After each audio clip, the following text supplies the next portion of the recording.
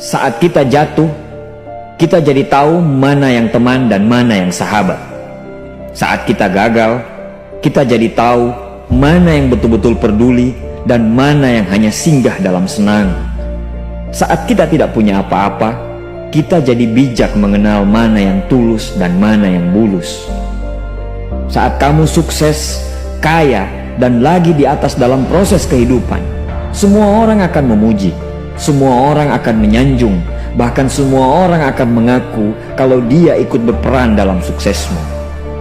Tapi pada saat kamu jatuh, pujian itu akan berubah menjadi hinaan, sanjungan itu akan berubah menjadi cacian.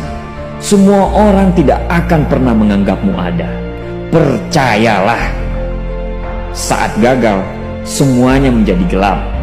Kamu akan ditinggalkan, dan kamu seperti ilalang kering di padang tandus. Tapi saat gagal itulah Tuhan akan menunjukkan siapa yang setia dan siapa yang tidak setia.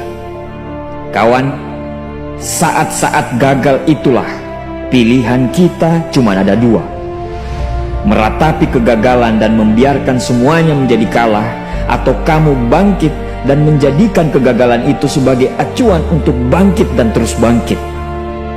Menangislah sekeras mungkin, berteriaklah selantang mungkin.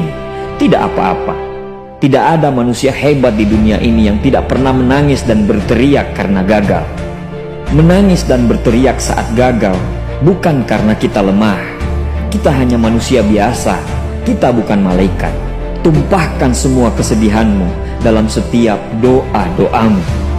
Berdoalah, jangan meminta supaya semua masalah menjadi ringan, tapi berdoalah dan mintalah agar pundak kita kuat untuk memikul semua masalah yang kita hadapi. Ketahuilah, Tuhan menciptakan masalah selalu beserta solusinya. Tapi setelah itu, kamu harus bangkit. Kamu harus jauh lebih hebat daripada sebelumnya. Kegagalan adalah guru terbaik yang akan mengajarkan kita untuk bangkit kembali dan mengetahui hal mana yang perlu kita hindari di kemudian hari. Ketahuilah, anak panah akan melesat jauh ke depan jika sebelumnya ditarik jauh ke belakang.